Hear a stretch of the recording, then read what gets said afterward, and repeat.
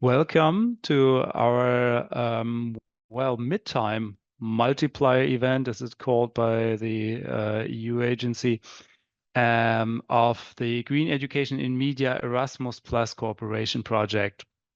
So we are 9 partners from 6 countries. So if I go from north to south, so we have Tampere University and Tampere University of Applied Sciences.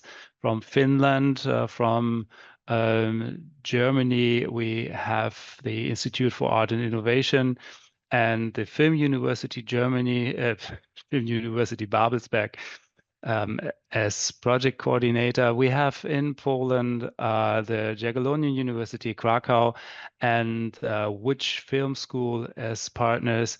Then further south, we have the School of Dramatic Arts from University of Zagreb. We have the National and Kapodistrian University of Athens and the University of Malta. I hope I didn't forget anybody. Please confirm, my dear consortium. Sounds about right, doesn't it? Yeah. So I will give a little introduction to GEM at the beginning. So this is the program. And after I've told you what we generally do, we show you what we very practically did at our last GEM Sustainable Future Camps. And then Marta from Jagiellonian University will give some insight on the aspect of green film production and the research we've done as part of the project navigating that. Then we invited 2 other EU projects to introduce themselves so that we can do a little networking and see what are the overlaps and common interests between our projects. So it's Tobias Frühmorgen from the CRESCINE project and Florian Schneider from the Pace Setters project. We're very happy to have you here, and because we also think it's very important to network and use synergies between all those initiatives that arise or have arisen in the recent years in Europe regarding green production and sustainability in media. Then we'll have a short break and continue with the presentation of the activities of our sustainability office and our activities to support green production in teaching and student film production. And then we're very proud to present the film Exit Pangea, respectively Sarah Dreyer, the producer of that film. It was a thesis film of Sarah Dreyer and a couple of other students in I think 2 years ago. It is a feature-length film and was produced in a sustainable way, and it won the Newcomer Award of the German Sustainable Film Production Award, the Eisvogel.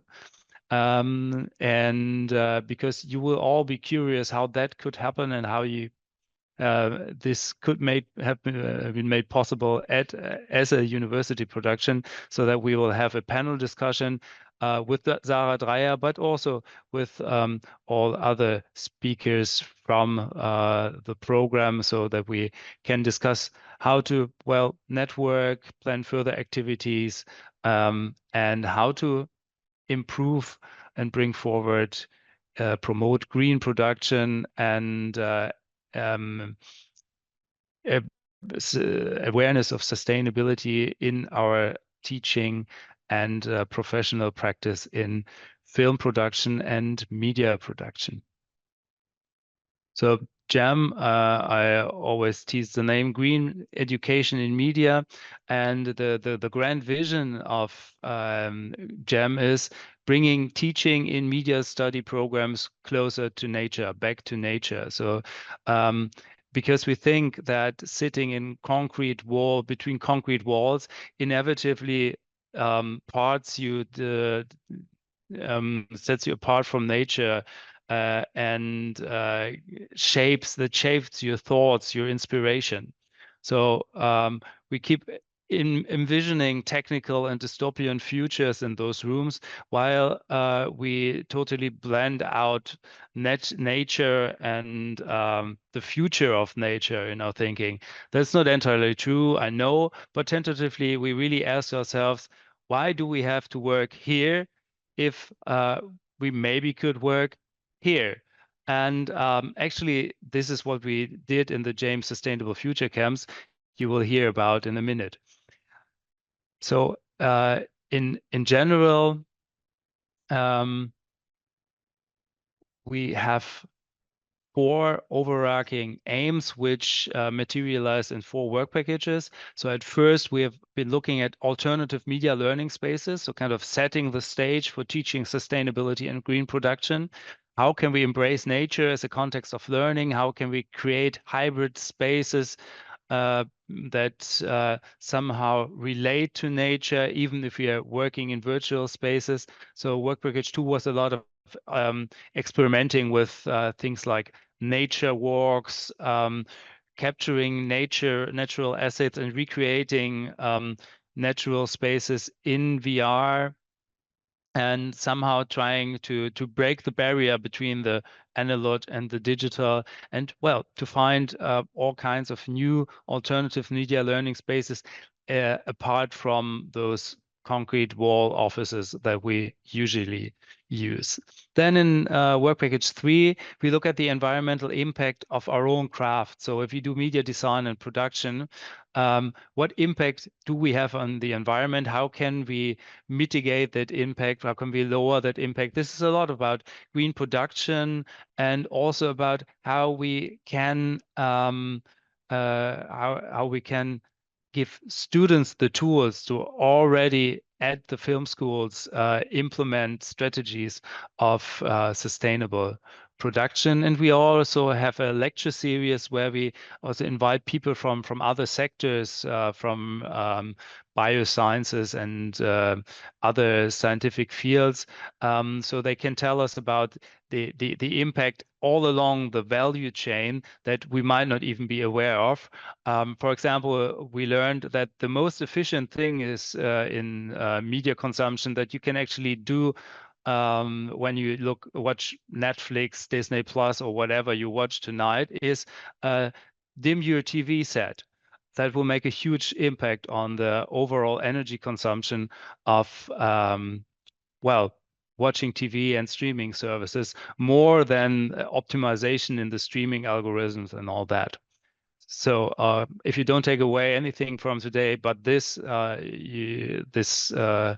would already be a lot, dim your TV set.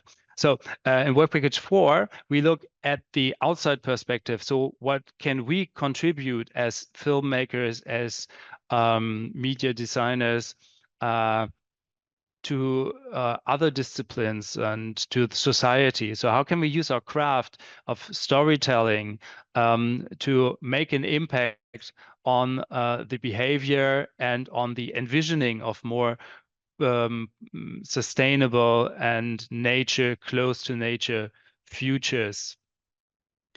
This is also the work package where we do these annual workshops. And in WP5, we look into the perspective of the curriculum. So now that we got all these fancy ideas, how do we press this into the curriculum so that it really becomes an integral part, and that we take up on a regular basis new forms of teaching, that we use those new rooms and spaces for teaching and for embracing nature in teaching and learning. Yeah, so these are some screenshots or some impressions of workshops that already have been done, but that was very early in the project. So this is in Psachna in Greece, where students make a nature walk and collected concrete plants and assets in a digital fashion.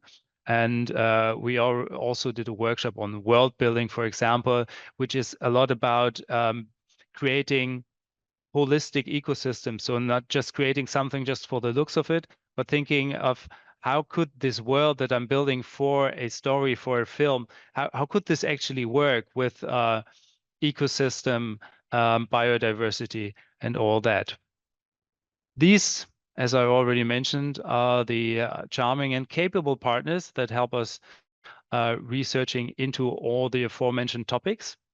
And without much further ado, I tell you that we are co-funded by the European Union, of course. It's an Erasmus project, and we are very grateful for this opportunity. And what we did with all that money, you will see now in a presentation by Sophie and Nicole, which will introduce the workshops we did in the first and the second year in or near Berlin and in Tampere this year, respectively. Great. Thank you so much, Björn, for this introduction. And I will now also give you, together with Sophie, a short overview about our camps that we did in 2023 and 2024. And Sophie, you will know when I go further, right? So I will start with our objectives. So how do we come up with new stories of environmental impact and digital solutions, and how we actually envision positive futures? So in the camps, we wanted to focus on iterative development and piloting of collaborative and interdisciplinary course concepts. So that was the main objective, let's say.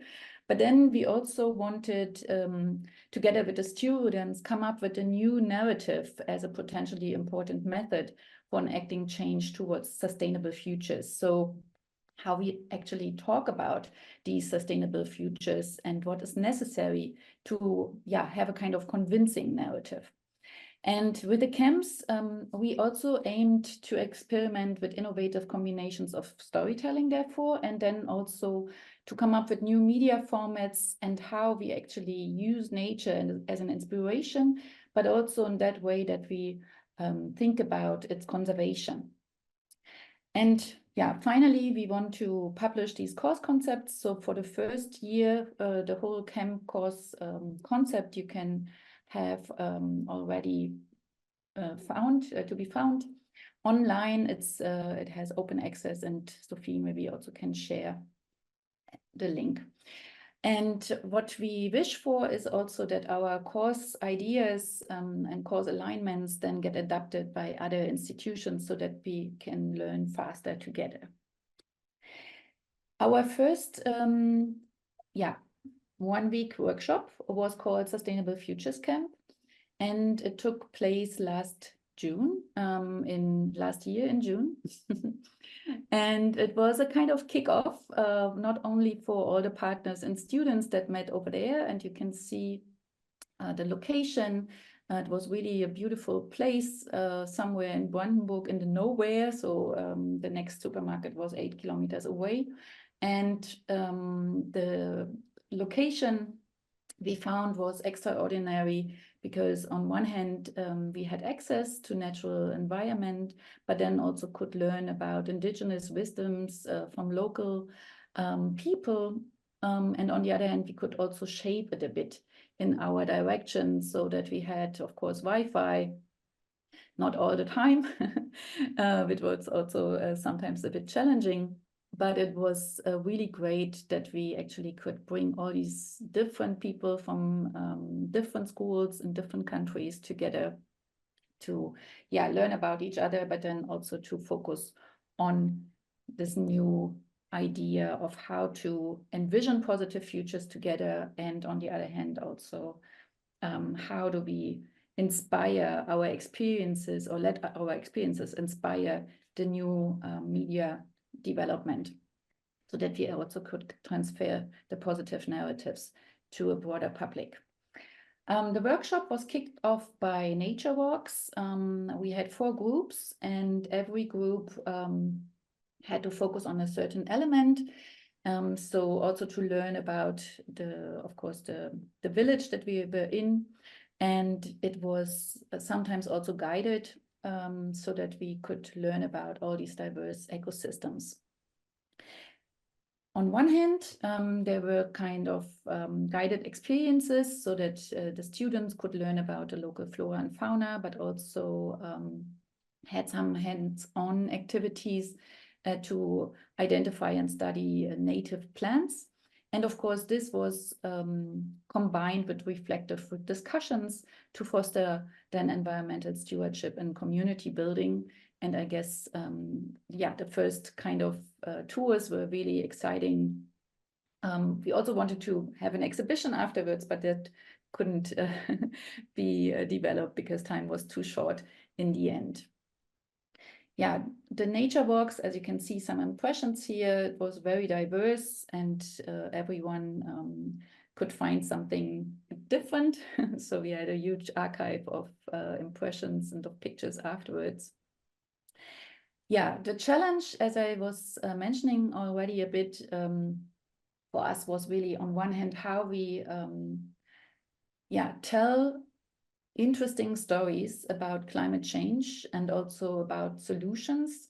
So how can we actually use resources in a different way? How can we reflect green production and so on? So we focused on that, but on the other hand, also we looked into nature and biodiversity strategies. So how actually we can protect and restore our natural places.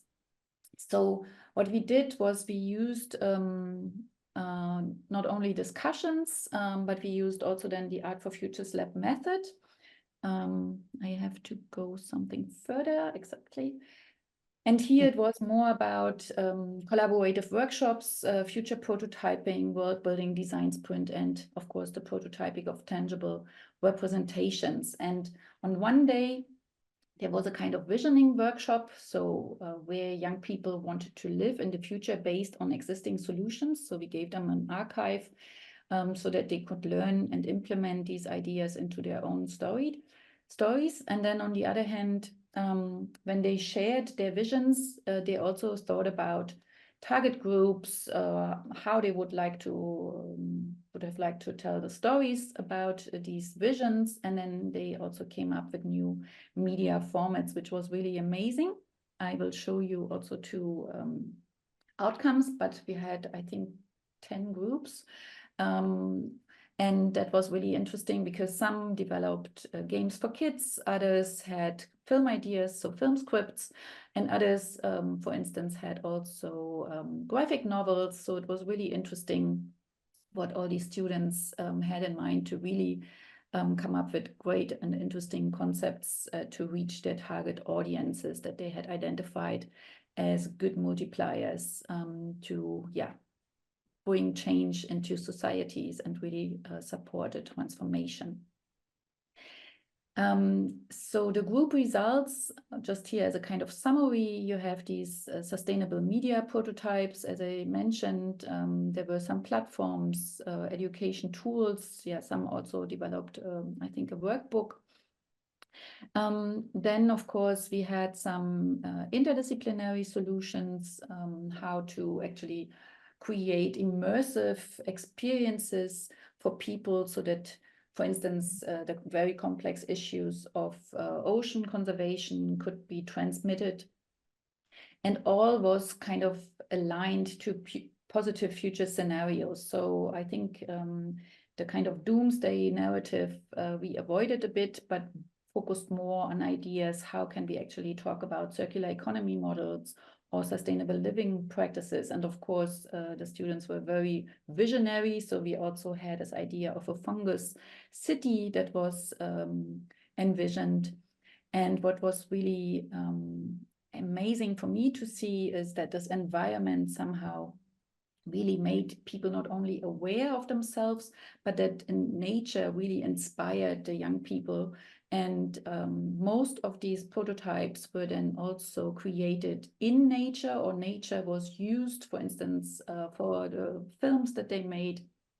And it was really wonderful to see how this cross-cultural collaborations actually could help them to also tell narratives that are not only locally based, but also see the full picture of the global trends when it comes to climate change, and therefore the sustainability challenge that we face also on a global and also on a local level.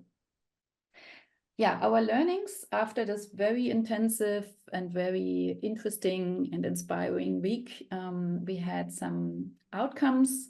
On one hand, it was amazing to see that we had these sustainable media practices. So students learned very fast how to implement these existing solutions that they came across, and how they also were inspired by their own visions of positive futures, and how this actually then fueled their ideas for the media concepts and prototypes that they have created. If we would have a bit more time, of course, I think the outcomes would be more tangible, but so far I could see that really this cross-media integration really could amplify the reach and impact of green messages. And yeah, if we could really spread all these ideas to real audiences, then I think we really could have compelling sustainability-focused narratives. And yeah, just to maybe sum it up here, what was really, really important was this intercultural, but also interdisciplinary collaboration, because we also had some speakers that gave some scientific background information, which also helped to get an understanding of the situation we are in as humans, and that we have to be fast to come up with solutions, and therefore also need the relevant communication tools and channels, and to learn new social practices and all kinds of life styles, let's say, but also in all stages of media production. And I will hand the mic now over to Sophie to give us a glimpse of our camp in Finland. Yes, the camp in Finland just recently took place, so it's all very fresh and not evaluated yet. We went there to Tampere in Finland with a total of 32 students, and again, tutors from all the 6 countries.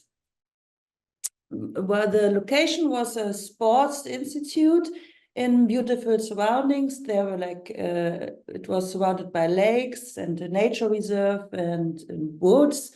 And in our backyard was this big rock to sit on, and it was kind of great. And it was our regular meeting space.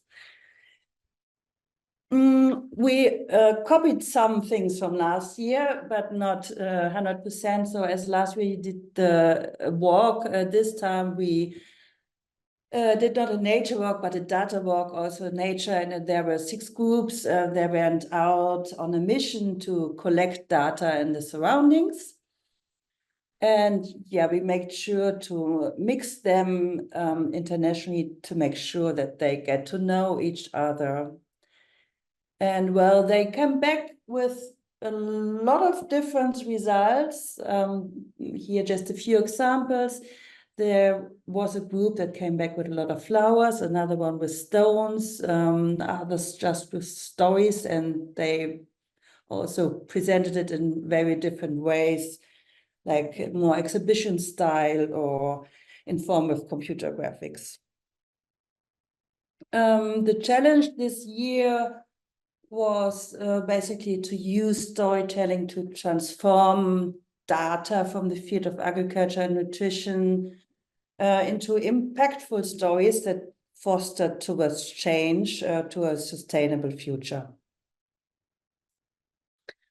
Methods, as I said, a little bit as the year before, it was also a 4-day design sprint this time, but this time it was more up to the individual groups what further methods they use, and we had 5 of these groups with different topics. The first one was interactive data visualization, then artistic data visualization, one called data in move, another one data fiction,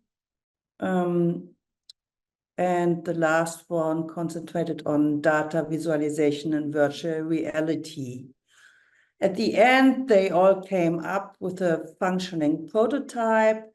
I will show you Yeah, I will show you. If tutors are present, you feel free to jump in and tell a little bit more about the projects, because yeah, they know more about the backgrounds. I was more the observer. So this is the result from the interactive data visualization group. They created an immersive supermarket where you can navigate through a virtual 3D world and add items into your cart, and at checkout you get a detailed report on the carbon footprint of your cart. Second group, the artistic data visualization group, they did an art installation. They collected a lot of results from a Finnish supermarket, and yeah, transferred all the data from it to a sheet. And then they really calculated how much plastic is consumed with that. And the whole installation shows or wants to raise awareness of plastic pollution and consumerism. Yeah, that was in the gazebo, also in our backyard, and there you see the resides hanging. The group Data and Move did a stop motion animation with little origami figures, and they were focusing on the increasing number of ice-free days on the Finnish lakes, or in this case, especially on the lake that was just next to us. And they told about the accompanying risk of the increasing ice. Then the group Data Fiction, which was led by Nicole, they did an interactive walkthrough experience with a lot of challenges for the visitors, and everything was accompanied by a TikTok account, and they put quite a few videos on there. It's worth to look at it. You can find it, even if you don't have TikTok, under @water_slays7. So the virtual reality group did an VR experience called Behind Our Backs. And I think the meaning was, when you turn your back on nature and the forest, it will turn bad, and we invite severe repercussions. So it was like what you see in the experience when you turned your back, the nature turned in a bad way. So yes, as I told, it's just a few weeks ago. We have not evaluated the course, or the documentation is ready, but when it will be, you will also find it on the GEM Projekt EU site. And yes, for next year, we have a plan, not a detailed plan, but we know that it will take place in Greece area, and our host will be the National and Kapodistrian University of Athens, probably around the same time, end of May, mid-June. And we are thinking about topics are still in the development phase, but it will be around biodiversity and water and reduction, which means also reduction in the media. And there are some tendencies towards audio.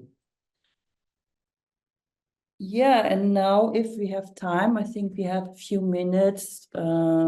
We would like our audience, or you, if you can think of any topics that you would like to have addressed, or you just think that should receive more attention in media. You can talk or write in the chat. Carla is asking whether there's a possibility to take a look at the VR project and the interactive supermarket project.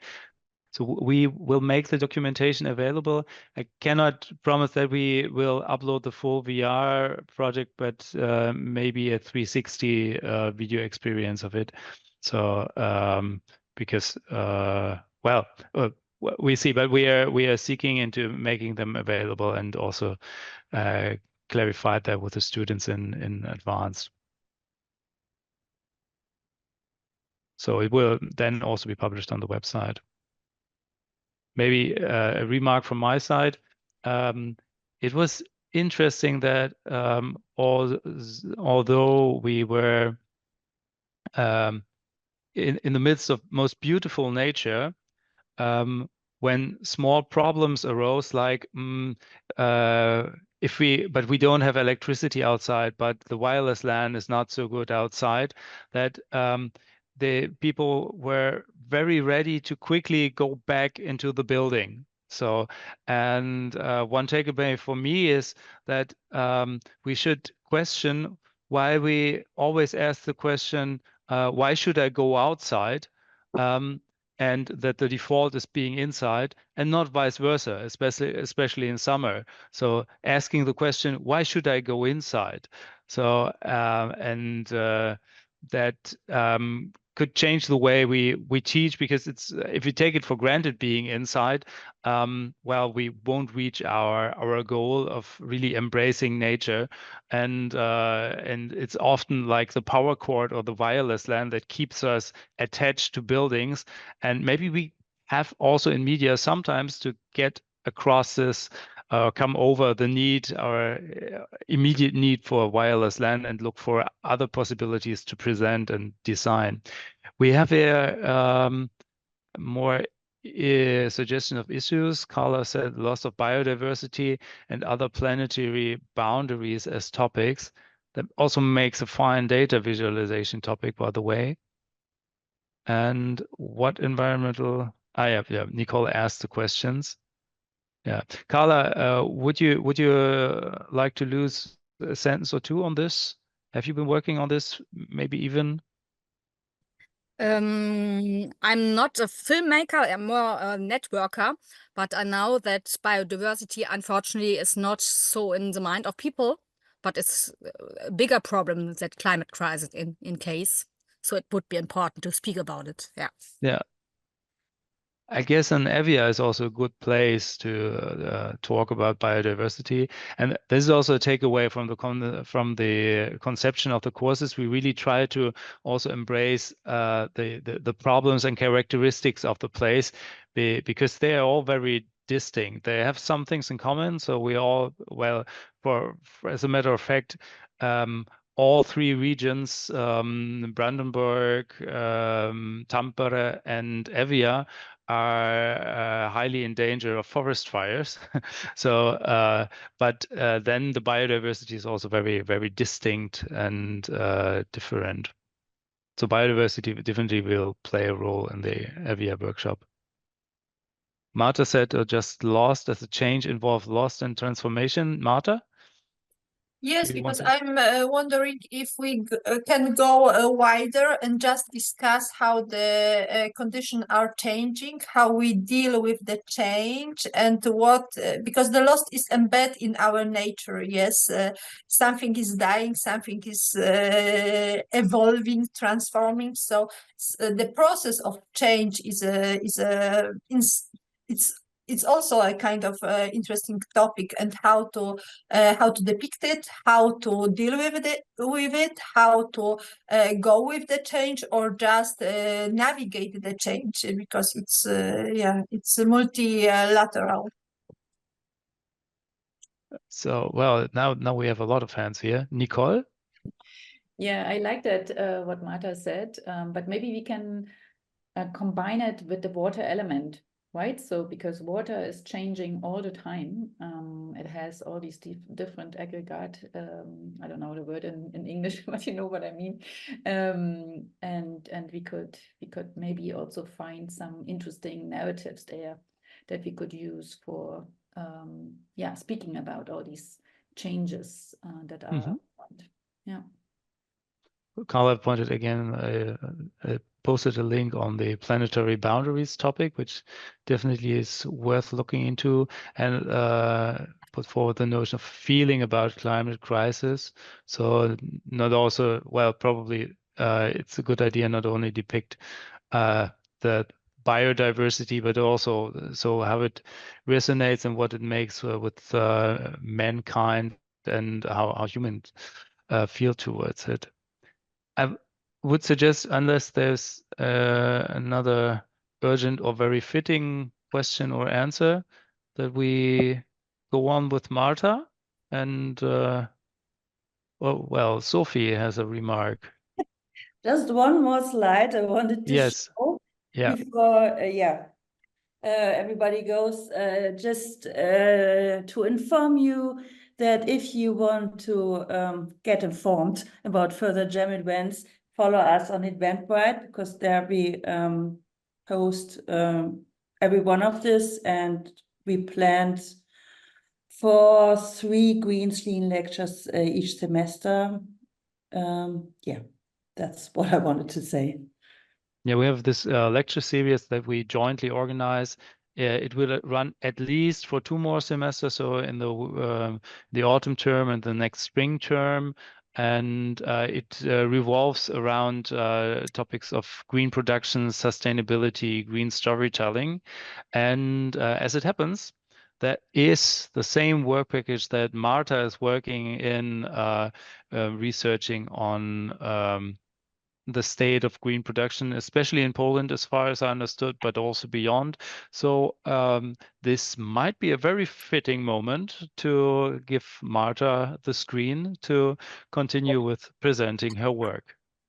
Our work was covering work package 3, environmental impact and media design and production. However, as Jagiellonian University is dealing with media management, which is deeply embedded in policy and evidence-based policy, we did some research which now is serving our decision makers to implement some tools, embed some action into the audiovisual policy to make it more, to make the industry more green. However, the whole work package 3 is quite complex. As you know, we are organizing environmental expert events, so we had already 3 seasons of that. First were conducted together with GU and Babelsberg, and it was a kind of introduction to green filming. Then we had a series conducted by Babelsberg, dedicated to your green screen, yes, green screen series. And then now we are we had the season curated by Tampere. So we have different curators of the series, and we are covering different topics of green filming and green media of green media. Having these resources and presentation, we are doing a transcript of these expert events, which serve us as a kind of source material for papers and for further discussion. And Zagreb and Łódź Film School is working on the collection of student good practices, and we are working also on the tools which will help us to implement more greener practices. However, one of the most tangible outputs of this work package is an article already published, and how I can move it. This, oh yes, we published a paper which is quite popular, as it covers Polish film industry and describe what is going on our market. and how we can progress in implementing green practices. So at these papers, we are just describing the green screen practices, what are the guidelines, what are the action already implemented, and how to promote an environmentally sustainable approach to film production.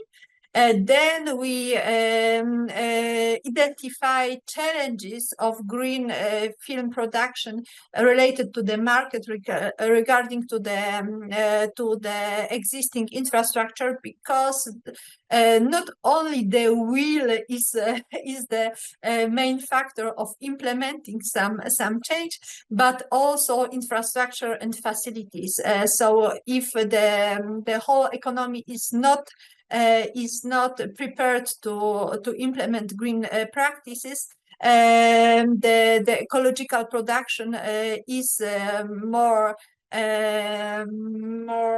expensive. And this is also the question of the cost, because our economy is based on the value of the money. So the question is how much we are able to pay for the green production as well. So this is also one of the challenges we are facing. However, from according to the time, it's more accessible. It's less expensive, so we are doing a big progress in implementing such tools. And looking into the background of green filming, we all know that the climate change and the greenhouse effect are key features of the public dialogue. Yes, we have the Green Deal, the European Green Deal. All industry is aware of its impact on the climate change and try to reduce waste, especially when the film industry is said to be the second one to be killed after the fast fashion. Yes, and we already see that some action toward the fast fashion are already undertaken. So there is a big will to reduce the harmful effect of film and industry as well.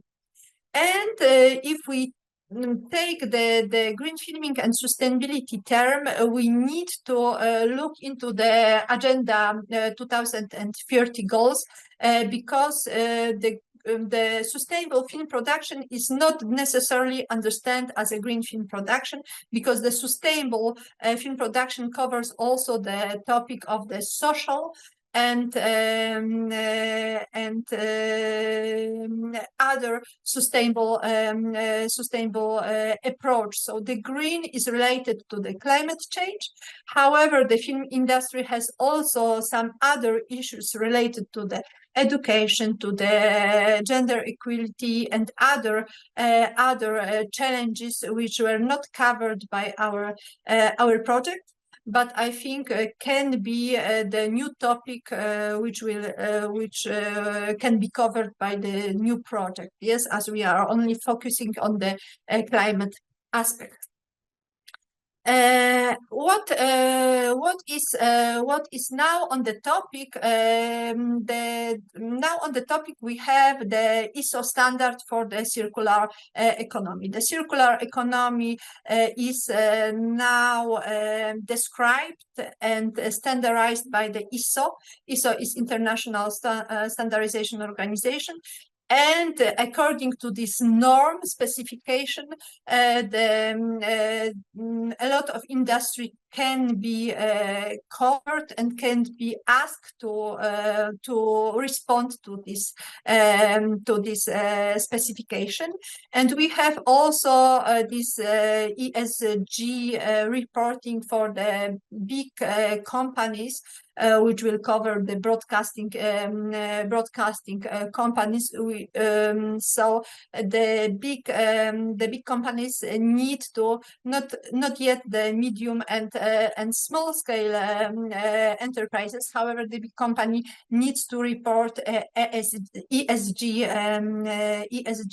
reporting on the stock. So this is going according to the all rules. The film industry is not separated from the whole ecosystem, and a lot of movement in the European industry is in the topic. So film industry has to be prepared as well for these changes.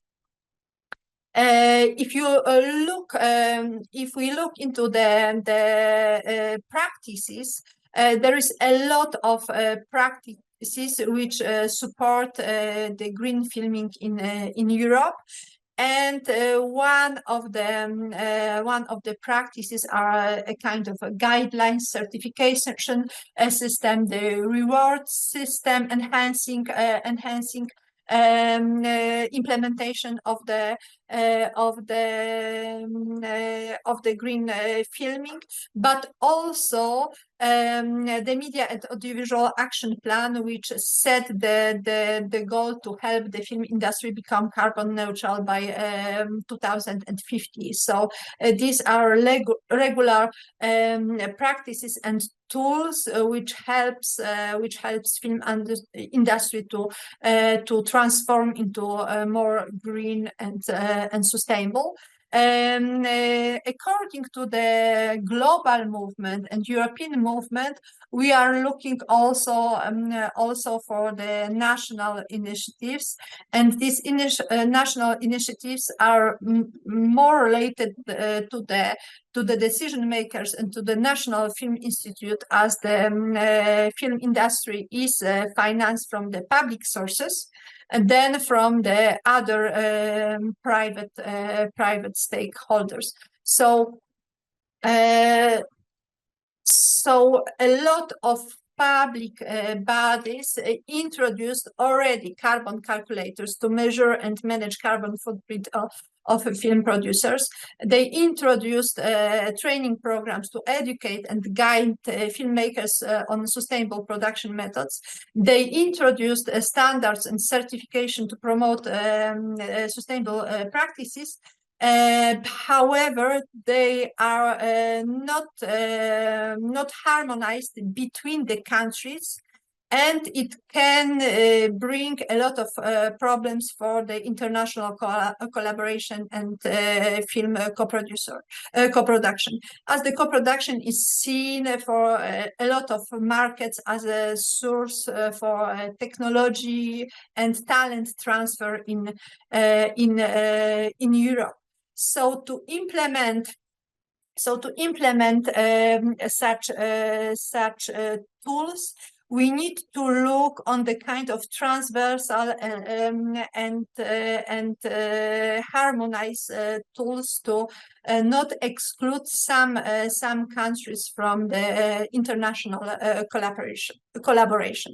And in the case of Poland, we had this political change last autumn, that during the parliamentary election we changed our government, because the last one was not totally decided to support the Green Deal and more sustainable practices. So all the actions toward the green filming were conducted bottom up. I think it's a unique case that the industry itself, the Polish Producers Alliance, the film local governments, film commissions, and filmmakers decide themselves to push for more green practices. And it's not the top-down approach. And we investigated this phenomenon because it's not the general and common approach in most of European countries. In France and in Germany, all the changes were implemented by the government, by the Cinematography Act or law, and were rather top-down initiative, and in our case it was bottom-up. Now it's changed as we have our government on our side, and we are collaborating to drive a new audiovisual policy, including triple transformation. The green, social, and the digital one. So the full collaboration between the industry stakeholders and the policymakers will be established. We are now negotiating how this collaboration should work. Because the goal of this greening film production process is to not be left behind. As Europe is divided in small European markets, this is the link to Tobias, we need international collaboration. We need international harmonization of our rules and of our approaches. So the direction is that we will have a kind of transnational international standards which will guide all the countries to work on in the green way, and will not abstain some country from collaboration. But there is a lot of obstacles to sustainable production, and it's difficult if we have so diverse low capacity cinematographies to promote and to go through this process. And mainly because there is a lot of structural and policy obstacles. The green filming is more expensive than the regular routine filmmaking still, because the solution and tools used in green filming are not on the regular use, and in some countries they need to be promoted and established. And there is also a time constraint looking into the sustainable solutions. The producers state that it's easier to go the routine way than to look into a more innovative and green solution, especially when this green infrastructure and green solution are not available on the regular basis and need extra expenses in time and in money. So even there is a will, even there is understanding, we still need a penetration of the solution and tools we can use for the green filming.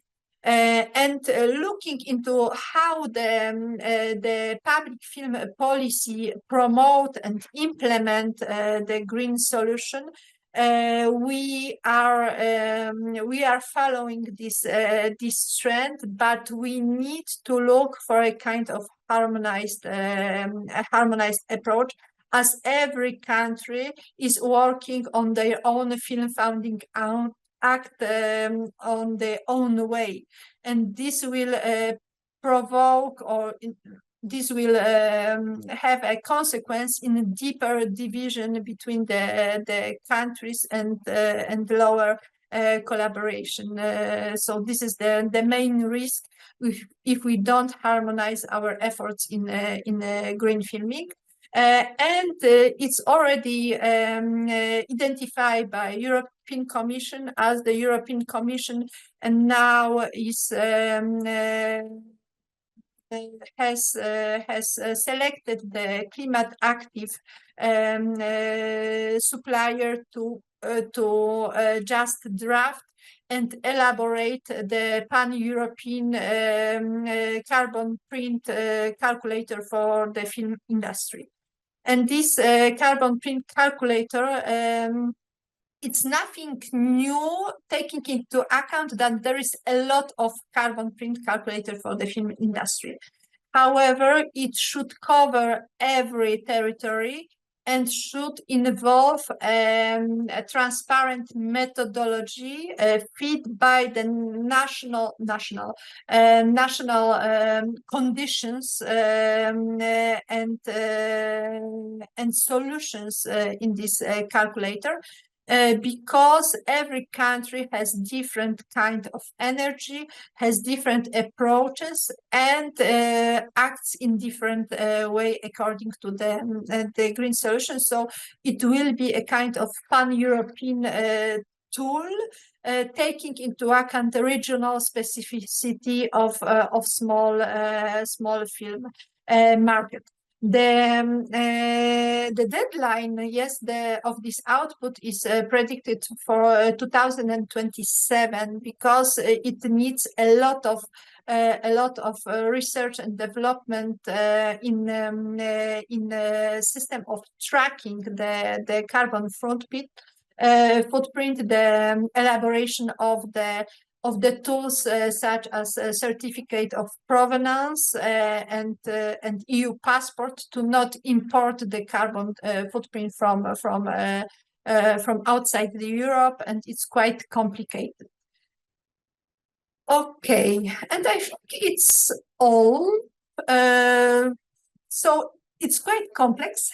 We understand the topic, however, there are different obstacles, and in implementing the green filming, we need to take into account that the European film industry is based on the small, low capacity country cinematography. So it's based on the kind of cultural diversity, but according to the law and to the policy, it will be better to have it harmonized and use the same tools to facilitate co-production and transfer of the skills, talents, and creativity. So this was the impact of our study. We are still ongoing on different aspects of the green filming, and we will update you during the next seminars. As these grassroots initiatives are really heard by our government, and we are preparing for some updates of the Film Act and audiovisual policy. So if I understood correctly, then so you put forward some challenges which are actually due to our fragmented market in the European film and TV industry. So if I understood it right, this is one of the challenges that the CRESCINE project, represented here by Tobias Frühmorgen, is going to address. And maybe your presentation, which is on the schedule anyways, would be a very fitting follow-up to all the problems that Marta now posed. And now from you, we expect nothing less but the solutions. Would that be fair? Absolutely. Okay, then the screen is yours, Tobias. Thank you for being here. Yes. Hey, everyone. I want to present to you some findings from the CRESCINE project and present the solutions to all the world's problems, including everything. So the CRESCINE project, I'm calling my presentation Navigating the Transition, Challenging in the Sustainable Film Production. And I am part of the CRESCINE project, which is a project that has several partners, as you can see here, from a bunch of countries: European Film Academy, my university in Lisbon, Lusófona University is in it, Aarhus is in it, Marché du Film, and so on, PEF in Estonia, in Estonia, yes. And we are looking, this Horizon Europe project is looking at 7 small film industries within Europe. And these are these ones: Croatia, Denmark, Estonia, Flanders in Belgium, Ireland, Lithuania, and Portugal. And we are looking at these industries on with different aspects, not only the green aspect that we're dealing with today, but also audience research, skills research, VOD. We have a lot of data collections, blockchain, AI, the whole thing of providing results for the film industry of these countries. For example, why their domestic films have only a certain rate, or why comedies work better in Denmark, and so forth. Focusing on our topic on green innovation or green, we started the project with doing some mappings. The results were coming from interviews with green consultant. I'm a trained green consultant as well. I'm co-leading a green consultant course in Portugal. We had so these results, these findings are also coming from the experience from these training courses. And we had some interviews with sustainability experts from the industry, and also off the record interviews with people from the industry. And we also did, of course, desktop research, and we presented these findings. It's an ongoing project. As we presented these findings last year in Pöf in Estonia and at the Berlinale, and now I was in Cannes at the Marché du Film and presented them there, and it's growing, and we see a lot of attention, and we see a lot of interest and a lot of insecurity.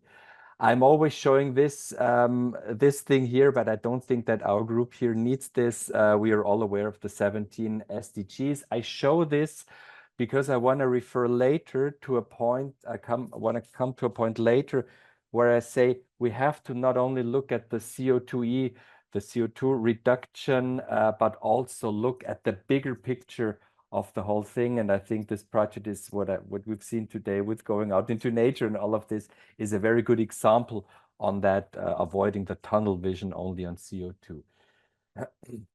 We did a questionnaire last October amongst the industry, and the results showed that 50% of the people who answered that CRESCINE questionnaire said, yes, we need a transition of the European film industry towards more sustainable. We need reduction. We need fair labor practices, and we need sustainable sourcing of material. 50%.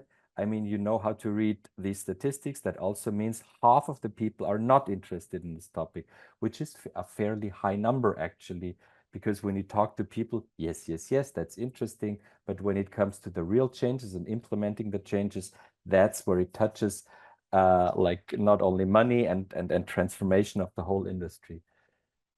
My biggest, or one of the big questions that we always encounter when we speak about this super duper transition is actually at which level are we looking at? Are we looking at a project perspective? So this project has a certain tons of CO2, or this project has a certain overhead and this, or are we looking at the company, at the production company, or maybe in our cases the university that deal with these projects? Or do we look at the ecosystem? For example, in the CRESCINE project, we have 7 ecosystems that are very different. At which level are we looking at this topic? And then comes the immediate question, whose responsibility is the sustainable production? Whose responsibility is this transition? Is it the government? Is it us? Is it the line producer? Of course, you know that it's everyone's, but at which level do we need to talk? Who's deciding at which level? Challenges that our creative industries might face in these transitions. I'm gonna go through a bunch of aspects here that without having all the answers, but maybe at least some. So we have first point, the certification system. You know that there are in Europe, several different certification systems in place. For example, green film from Italy, EcoProd from France, a bit more detailed than green film.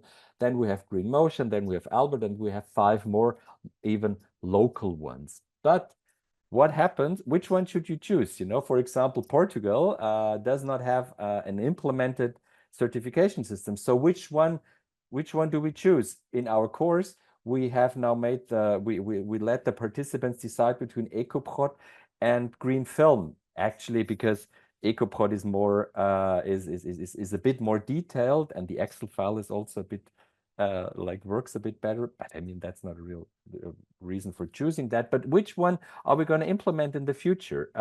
And speaking of the real future, which one do we implement on a European level? You know, which does fit to which country?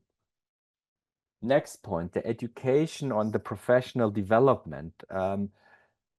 Obviously, there is a high need of train-the-trainer programs. The need for upskilling industry professionals in the sustainable practices is highly wished. Our courses are full. The courses in Stuttgart are full. The courses in Munich are full. People want that, either in different, they want to become full green consultants, which is a full-time job, or they want to be eco assistants, or they want to be line producers with an add-on as with more green aspects. There is a high demand for that. But if we are speaking about upskilling, we also need to see if the film industry is actually supporting that by giving the people the time free, or if other financial resources are coming, because obviously these courses are costly. The numbers are not secret. The cost for the Stuttgart course is 15 or 1800 now. I'm not sure. 1500, I think. So that's the money that you need to invest. It's not a lot of money, but it's money, and there is also the time invest, because this course is like 5 months, for example. Then, if you have become a green consultant or an eco assistant or whatever you want, what is actually the role that you have? Are you an advisor for budget, or do you have executive power? Of course, none of the green consultants nowadays has any executive power. You can just say, hey, people, please, can we? I mean, on a better level maybe than this, but this is the role that people have now at the time being a green consultant. Should this change? I'm not sure, because this would mean that line producers and producers would need to give up power to this, but in some way we will need to find an arrangement for this. Transportation. You know that all of this is the hot sector in all of these green reports, and we need to look at this very carefully and very detailedly. I always start the example with trying to get a rental car in Berlin, and you see that has been during the Berlinale, February 19, here on top. So I want to choose for 2 or 3 days. I have a bunch of cars available, but I have 0 cars available in Berlin Hauptbahnhof when I want to have an electric car. And the same happens, I cannot even read, this is Zagreb Airport, and I have 0 available in Zagreb Airport. This is Romania, I think, and Brussels. In Brussels, I have at least 3 available. This I've just made Berlin, 1 available. And I mean, I don't know if you want to, if you really want to rent this super luxury Lexus car for giving to a production assistant to pick up the actors. You know, I don't know if this is the right choice. So you see, in short, there are so few electric cars available. Even if you want to rent one, they are still not available, and they are more expensive than the gasoline ones. So we need some, I don't know, who's responsible for the sustainable changing, you know, the transition. Of course, not the rental car companies, but at least we need to take them into responsibility. So we need to improve the transport sector. We need to address the local transport involvement, because a lot of the things that are now done with the car, especially in a city like Berlin, where the public infrastructure of transport is very dense, and you can, you know, people can use the metro instead of individual transport in order to transport things. We also need to encourage the use of bikes and e-scooters, of course. we might think of tax incentives on an employer-employee basis for sharing policies for greener commuting options, which actually means paying them you know, the Deutschland ticket or something similar in the other countries. And another aspect that I recently found out, because I had a chat with a friend who's promoting this one-person's crew, you know, that where one person is actually a camera operator and mic and boom operator and sound recording, and you know, all in one place. And actually, I thought about that is actually also one saving a lot of these, because you only have to transport one instead of 3 or 4 people. Okay, next point on Marta already spoke about that, the CO2 calculators. I think you all know that the E stands for equivalent, yes, because it's not only the CO2, but it's also the other gases. But we have the CO2 is like the basis of calculation for this. So we need to harmonize the efficient factors and the calculators. And we found out that, like, you know, beef in one country has another implication of CO2 than in another country. So this is not really working, because it's the same kind of beef, knowing that the beef is transported around Europe from birth until being slaughtered, you know. So that is quite absurd that it has different CO2 implications. And there is one, Klimaktiv, which will be ready in 2027. It has been announced at the Berlinale 4 months ago. Klimaktiv will be the future European CO2 calculator. Great, ready in 3 years. What do we do until then? We're going to continue with the scattered CO2 calculators that are now in place. Some cost something, some cost nothing, some work really good, like Albert, some work really bad, which I cannot say because it's recorded. No, I mean, you know, everyone who's using that knows which ones are working and not on a professional level. The data that these calculators are producing are highly relevant data. You could use this data for so many things, but it's in a closed environment. The companies don't give out or don't share this data. And there would be solutions of anonymizing this data, you know, mixing this up like with telephone companies, you know, that when you have 5 people when you have the example of 5 people, that counts as anonymized in normal reports. So this could work here as well. But we don't have a European or a general solution for this, even though the data is highly valid. There has been in last November from the European Audiovisual Observatory, there has been a questionnaire about the labels and the certificates, and they asked 9 labels, and they got back 6 questionnaires, and 1 had data on the emissions factor and 5 didn't have any data. So basically this report says this data is just going away and nobody is using it in any form, even though it would be so highly relevant data that we could use for improving.